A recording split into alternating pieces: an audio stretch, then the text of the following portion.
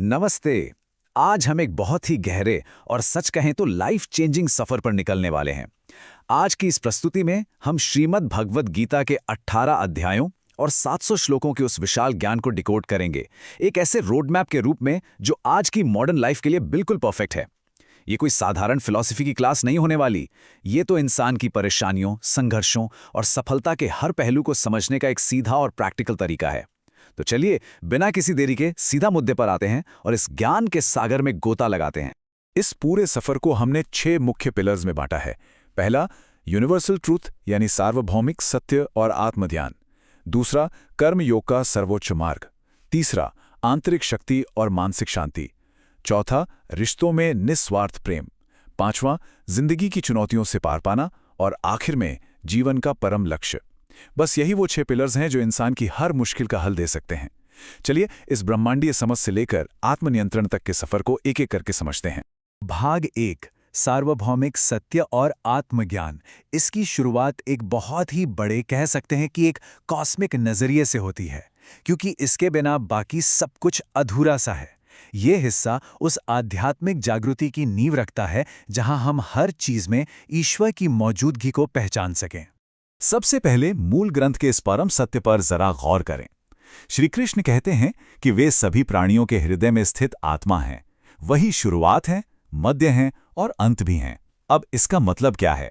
इसका सीधा सा मतलब ये है कि हिमालय की चोटियों से लेकर गहरे समुद्र तक और आसमान के सूरज से लेकर हमारे अपने मन तक, हर जगह, हर एक चीज में एक ही ईश्वरीय ऊर्जा मौजूद है। और यहीं पर एक बहुत बड़ा कॉन्ट्रास्ट आता है। बाहरी दुनिया का ज्ञान और खुद का ज्ञान, ये दोनों बिल्कुल अलग चीजें हैं। मान लीजिए किसी इंसान को दुनिया भर का सारा डेटा याद हो, वो ब्रह्मांड के सारे रहस्य जानता हो, लेकिन अगर वो खुद को ही नहीं जानता, तो ये तो बिल्कुल वैसा ही हुआ ना, जैसे कोई बहुत ही महंगा स्मार्टफोन हो, हार्डवेयर एकदम टॉप क्लास हो, लेकिन उसमें ऑपरेटिंग सिस्टम ही गायब हो। सच्ची शुरुआत हमेशा भीतर से ही होती है। चलिए, अब आते हैं दूसरे भाग पर, कर्मयोग यानी सर्वोच्च मार्ग। अब सवाल यह है कि इस बड़े से ब्रह्मांडीय सत्य को हम अपनी आम जिंदगी के कर्मों में और एक्शन में कैसे उतारें?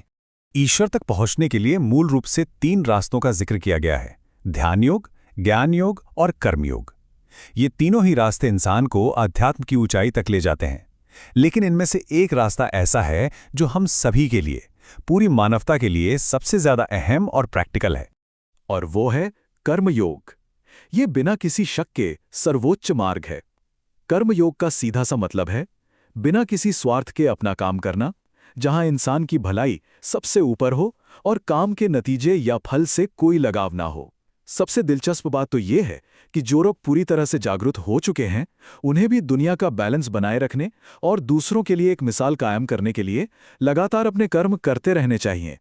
इसी कर्म के सिद्धांत से हमें डेली लाइफ का एक बहुत ही काम का लेसन मिलता है। अगर किसी पे भरोसा करना है ना, तो उनके बड़े बड़े वादों या बाहरी दिखावे पे मत जाइए। उनके एक्शंस देखिए, उनके बर्ताव और कर्मों पर ध्यान दीजिए, क्योंकि किसी का भी सच्चा कैरेक्टर हमेशा उसके लगातार किए गए कर्मों से ही साबित होता है, सिर्फ खोखली बातों से नहीं। अब आगे बढ़ते हैं भाग 3 की तरफ, आंतरिक शक्ति और मानसिक शांति। बाहरी दुनिया में निस्वार्थ काम करने के लिए पहले अंदर का माहौल शांत होना चाहिए, है ना? मन को कैसे स्थिर रखा जाए, अब इसे समझते हैं। इसे समझने के लिए ठंडे और गर्म लोहे की ये तुलना बिल्कुल सटीक बैठती है।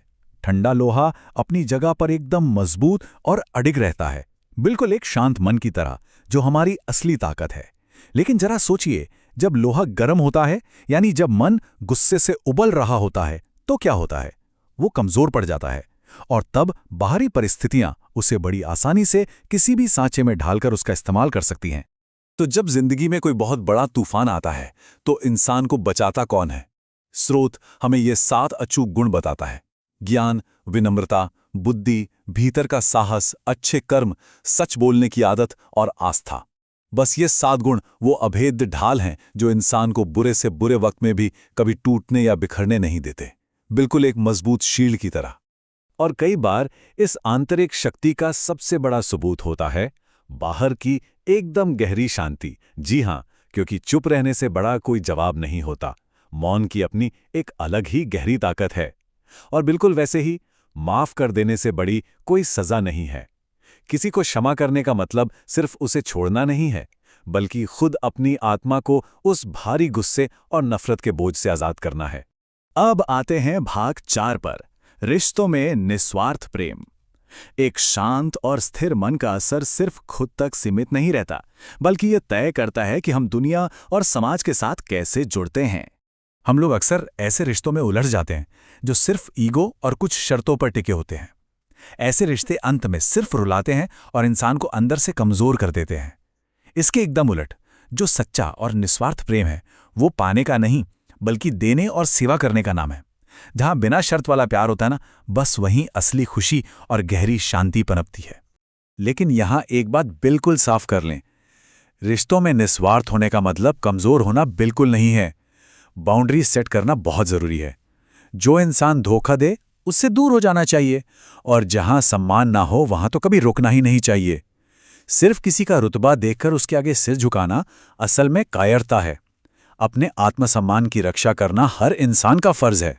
आगे बढ़ते हैं भाग 5 की ओर, चुनौतियों पर विजय।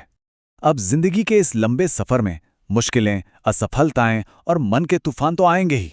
तो उन चुनौतियों का डटकर सामना कैसे किया जाए? यहां हमारे सामने एक बहुत ही क्रिटिकल सवाल खड़ा होता है। जरा सोचिए, जब इंसान के मन में लगातार अनगिनत भौतिक इच्छाएं यानी दुनियादारी की डिजायर्स पैदा होने लगती हैं, तो उसकी बुद्धि और उसके लॉजिक का क्या होता है? इसे समझने के लिए स्रोत में दी गई इस कमाल की मिसाल को देखिए। एक नाव है जो समंदर में सही दिशा में जा रही है, और अचानक एक बहुत तेज तूफान उसे भटकाकर तबाह कर देता है। बिल्कुल उसी तरह इंसान के अंदर अचानक उठने वाली वो अंधी इच्छाएं उसकी स्थिर बुद्धि को पूरी तरह भटका देती हैं, और अगर इन इच्छाओं पर लगाम ना हो तो ये पक्का विनाश और भटकाव की तरफ ही ले जाती हैं। जिंदगी की चाहे कोई भी जंग हो, उसे जीतने के लिए स्रोत हमें 3 मास्टर वेपन्स देता है: धर्म यानी सच्चाई का रास्ता, धैर्य यानी पेशेंस, और साहस। और सच मानिए, इनमें से धैर्य ही वो असली नींव है जो इंसान को स्थिर रखती है। जो इंसान बुरे वक्त में भी अपना धैर्य नहीं खोता, वो हर चुनौती को पार कर ही लेता है। और अब हम पहुंच गए हैं अपने अंतिम भाग पर, जीवन का परम लक्ष्य। इतने सारे ज्ञान और इस पूरी यात्रा को समेटते हुए आइए उस अल्टीमेट गोल की बात करते हैं जिसके लिए ये सब किया जा रहा है। आज की दुनिया में लोग सफलता को कैसे नापते हैं? पैसा, पावर और ईगो से। लेकिन ये सब तो बहुत ही टेम्पररी है, पानी के बुलबुले की तरह। अगर असली जीत की बात करें तो वो है आंतरिक स्थिरता, यानी अंदर की मजबूती, जिससे मौन, धैर्य और मोह के त्याग से मापा जाता है।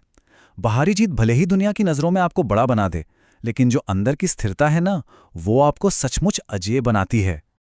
और यही वो परम सत्य है जिसे हर पल याद रखना चाहिए। असली ताकत बाहर की दुनिया पर कब्जा करने में नहीं है, बल्कि जब सब कुछ आपके खिलाफ हो, जब जिंदगी में उथल पुथल मची हो, उस वक्त भी अपने मन को एकदम शांत और अडिग रखने में है। जब बाहर बहुत शोर हो तो भीतर शांत रहना ही असल पावर है। तो जो इंसान इस अल्टीमेट लेवल की शांति तक पहुंच जाता है, उसकी पहचान क्या है? बहुत ही सीधा जवाब है, वो ईगो से बिल्कुल फ्री हो जाता है।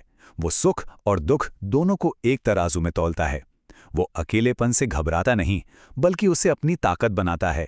और सबसे बड़ी बात, वो अपनी खुशी बाहर की चीजों में नहीं ढूंढता, उसकी खुशी पूरी तरह से उसके अपने भीतर होती है। हम आज की अपनी इस चर्चा को एक बहुत ही गहरे सवाल के साथ खत्म कर रहे हैं। इस पर जरा गहराई से विचार कीजिएगा। अगर सच में हमारी असली ताकत हमारे अंदर की शांति और मौन में है, तो आज हमारी जिंदगी का वो कौन सा बेकार का शोर, डर या ईगो है जिसे हमें इसी वक्त शांत करने की जरूरत है? इस दर्शन को सिर्फ सुनना काफी नहीं है, इसे जीना सीखना होगा। तो इसी एक विचार के साथ हम आज विदा लेते हैं।